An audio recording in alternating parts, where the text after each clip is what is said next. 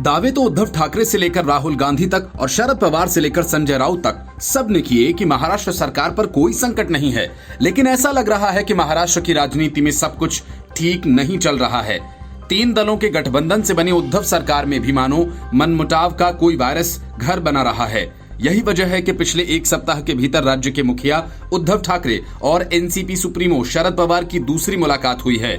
माना जा रहा है कि महाराष्ट्र के सीएम उद्धव ठाकरे और शरद पवार के बीच किसी मुद्दे पर पेंच फंसा हुआ है जो सुलझाए नहीं सुलझ रहा है, और इसी वजह से 1 सप्ताह में दूसरी बार शरद पवार उद्धव ठाकरे के घर गए। प्रफुल्ल पटेल कहते हैं कि प्राकृतिक आपदा पर राजनीति करना ठीक नहीं है। महाराष्ट्र सरकार वेंटिलेटर पर नहीं है, महाराष्ट्र सरकार सही से काम कर रही है। साथ ही उन्होंने कहा कि शरद पवार अच्छा काम करने पर मोदी की तारीफ करते हैं, वो कभी हल्की राजनीति नहीं करते। महाराष्ट्र में भी सरकार को शरद पवार के अनुभव का फायदा मिलता है। कोरोना काल में राज्यपाल से मिलने के सवाल पर उन्होंने कहा कि राज्यपाल के निमंत्रण पर उनसे मिलने गए थे। शरद पवार ने कभी लक्ष्मण रेखा पार नहीं की। पिछली बार जब इन दोनों नेताओं की मुलाकात हुई थी तो राज्य में मुख्य विपक्षी दल बीजेपी ने उद्धव सरकार पर संकट की बात कही थी, लेकिन एनसीपी चीफ शरद पवार ने कहा था कि हम सभी दल उद्धव सरकार के साथ हैं। मेरी मुलाकात का मुख्य उद्देश्य कोरोना के खिलाफ लड़ाई को लेकर कुछ सुझाव देना था। उद्धव सरकार के ऊपर कोई संकट नहीं है, लेकिन जब पवार दूसरी बार मिलने गए तो किस बात पर सुझाव देने गए, ये बात न तो उद्धव ठाकरे की तरफ से बताई गई और न ही शरद पवार ने कुछ कहना जरूरी समझा। Bureau report, news of India. दिन ज्यादा नहीं बीते जब केजरीवाल और सिसोदिया बड़े शान से दिल्ली की अर्थव्यवस्था पर राशन बांटा करते थे और खुलकर मुफ्त की सियासत किया करते थे, लेकिन उनके सारे दावे बेमाने निकले और मुफ्त वाली सियासत की हवा निकल गई। दोनों ने एक ही सुर में दिल्ली को कंगाल घोषित कर दिया। कहा कि वेतन देने तक के पैसे हमारे पास बचे नहीं हैं, इसलिए केंद्र सरकार तत्काल 5,000 करोड़ रुपए की मदद करे। सिसोदिया ने कहा कि मैंने केंद्रीय वित्त मंत्री को चिट्ठी लिखकर दिल्ली के लिए 5,000 करोड़ रुपए की राशि की मांग की है। दिल्ली के मुख्यमंत्री अरविंद केजरीवाल ने भी मदद के लिए ट्वीट किया। सिसोदिया के मुताबिक कोरोना और फिर लॉकडाउन की वजह से दिल्ली सरकार का टैक्स कलेक्शन करीब 85% नीचे चला गया, इसलिए इस मदद की जरूरत है। ये भी कहा गया कि केंद्र की ओर से बाकी राज्यों को जारी आपदा राहत कोष से भी कोई राशि दिल्ली को नहीं मिली है। सिसोदिया ने कहा कि दिल्ली सरकार के राजस्व का रिव्यू किया गया। अभी दिल्ली सरकार को सैलरी देने व जरूरी खर्चों के लिए 3,500 करोड़ रुपए की जरूरत है। अभी तक कुल 1,735 करोड़ रुपए का राजस्व मिला है, जबकि अभी तक 7,000 करोड़ रुपए का राजस्व आना था। केंद्र से तुरंत राहत के तौर पर कर्मचारियों की सैलरी व जरूरी कामकाज के लिए 5,000 करोड़ की मांग की गई है। दिल्ली के डिप्टी सीएम ने आगे कहा कि केंद्रीय वित्त मंत्री को लेटर लिखा है कि तुरंत 5,000 करोड़ रुपए की सहायता दें, क्योंकि आपदा राहत कोष से दिल्ली को पैसा नहीं मिला है, जबकि बाकी राज्यों को मिला है। लॉकडाउन की वजह से आई आर्थिक परेशानियों को देखते हुए दिल्ली सरकार को तुरंत 5,000 करोड़ रुपए की जरूरत है। Bureau report, news of India. Delhi के सीएम अरविंद केजरीवाल और डिप्टी सीएम दोनों ने एक तरह से दिल्ली को कंगाल घोषित कर दिया और साफ कहा कि अब हमारे पास कर्मचारियों को वेतन देने तक के लिए पैसे नहीं बचे। ऐसे में सवाल ये उठता है कि हर दिन टीवी चैनल्स पर विज्ञापन देकर अपना चेहरा चमकाने के लिए केजरीवाल के पास पैसा कहां से आता है? मतलब कि विज्ञापन देने के लिए फंड है और वेतन देने के लिए नहीं। इसी सवाल पर कुमार विश्वास ने केजरीवाल एंड कंपनी की क्लास लगाई।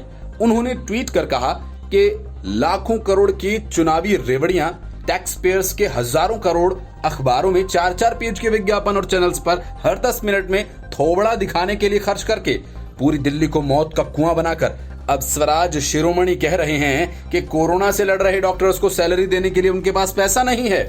मनीष सिसोदिया ने प्रेस को संबोधित करते हुए कहा कि इस समय दिल्ली सरकार के सामने सबसे बड़ा संकट है कि अपने कर्मचारियों की सैलरी कैसे दी जाए। मैंने केंद्र सरकार को तुरंत राहत के तौर पर 5,000 करोड़ रुपए दिए जाने की मांग की है। मैंने केंद्रीय वित्त मंत्री जी को चिट्ठी लिखी। उन्होंने ये भी कहा कि वित्त मंत्री ने आपदा राहत कोष से जो पैसा राज्यों को दिया वो पैसा दिल्ली की सरकार को नहीं मिला। इस वजह से दिल्ली में काफी वित्तीय दिक्कतें हैं। दिल्ली सरकार के पास कोई टैक्स नहीं आ रहा। केंद्र सरकार से वैसे भी दिल्ली सरकार को कोई सहायता मिलती नहीं है। Bureau report, news of India. Uddhav सरकार तेजी से बढ़ते कोरोना संक्रमण को रोकने में नाकाम रही। चौतरफा हमले से घिरी शिवसेना अब सरकार बचाने के लिए हाथ पैर मार रही है। इसी चक्कर में संजय राउत ने अपनी नाकामी छिपाने के लिए देश में कोरोना फैलाने के लिए नमस्ते ट्रंप कार्यक्रम पर ठीकरा फोड़ा और कहा कि कोरोना तो नमस्ते ट्रंप कार्यक्रम से फैला। शिवसेना नेता संजय राउत ने कहा कि गुजरात और उसके बाद मुंबई और फिर दिल्ली में कोरोना वायरस फैलने के लिए अमेरिकी प्रेसिडेंट ट्रंप के स्वागत में आयोजित किया गया नमस्ते ट्रंप कार्यक्रम जिम्मेदार है।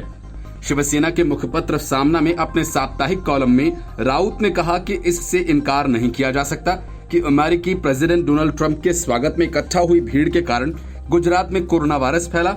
ट्रंप के साथ आए शिष्टमंडल के कुछ सदस्य मुंबई दिल्ली भी गए थे, जिसके कारण वायरस फैला। कोरोना एक्सपर्ट की तरह ज्ञान बांटने वाले राउत ने ये नहीं बताया कि नमस्ते ट्रंप कार्यक्रम में शामिल हुए कितने लोगों को कोरोना हुआ और शिष्टमंडल के उन लोगों में कितने कोरोना से ग्रस्त हुए जो दिल्ली और मुंबई गए। जाहिर है कि राउत ने ये सब आरोप हवा में लगाए जिससे कांग्रेस खुश हो जाए और उद्धव की कुर्सी बची रहे। संजय राउत ने कहा कि उद्धव ठाकरे के नेतृत्व वाली सरकार को गिराने और कोरोना वायरस महामारी की रोकथाम में विफल रहने का आरोप लगाकर राज्य में राष्ट्रपति शासन लागू करने का कोई भी प्रयास आत्मघाती सिद्ध होगा। उन्होंने कहा कि राज्य ने देखा कि कैसे मनमानी से 6 महीने पहले राष्ट्रपति शासन लागू किया गया था और हटा लिया गया था। राउत ने कहा कि कोरोना वायरस की आड़ में राष्ट्रपति शासन लगाए जाने की आशंका भी जताई। उन्होंने आगे कहा कि यदि राष्ट्रपति शासन लगाने के लिए कोरोना वायरस मामलों से निपटने में विफलता को आधार बनाया जा रहा है तो कम से कम 17 अन्य राज्यों में भी यही किया जाना चाहिए, जिनमें भाजपा शासित राज्य भी शामिल हैं। महाराष्ट्र सरकार के पास कोरोना संकट को रोकने के लिए कोई योजना नहीं है। उद्धव ठाकरे का प्रशासनिक अनुभव कम होना भी राज्य में कोरोना के फैलने का एक मुख्य कारण है। कई नेताओं ने उद्धव ठाकरे के प्रशासनिक अनुभव पर सवाल उठाए हैं। उद्धव पर बढ़ते हमलों को देखते हुए राउत ने केंद्र सरकार पर ही महामारी को रोकने में विफलता का आरोप लगा दिया। राउत ने कहा कि लॉकडाउन बिना किसी योजना के लागू किया गया और अब बिना किसी योजना के इसे हटाने की जिम्मेदारी राज्यों पर छोड़ दी गई है। इस अनिश्चितता से संकट और बढ़ेगा। कांग्रेस और राहुल गांधी कोरोना संकट को लेकर मोदी सरकार को घेरना चाहते हैं, लेकिन महाराष्ट्र उनके लिए परेशानी का सबब बन चुका है। जैसे ही राहुल गांधी केंद्र सरकार पर सवाल उठाते हैं, केंद्र सरकार उन्हें महाराष्ट्र का आईना दिखा देती है। ऐसे में संजय राउत राहुल गांधी की तारीफ कर उनकी नाराजगी को दूर करना चाहते हैं। राउत ने कहा कि कांग्रेस नेता राहुल गांधी ने लॉकडाउन के विफल होने का सटीक विश्लेषण किया था, जिसमें कोरोना संक्रमण को फैलने के लिए तबलीगी जमातियों को जिम्मेदार बताया गया। जहां जहां ये जमाती गए कोरोना फैलाते रहे, लेकिन राउत राहुल गांधी को खुश करने के लिए जमातियों का नाम लेना भूल गए। Bureau report, news of India.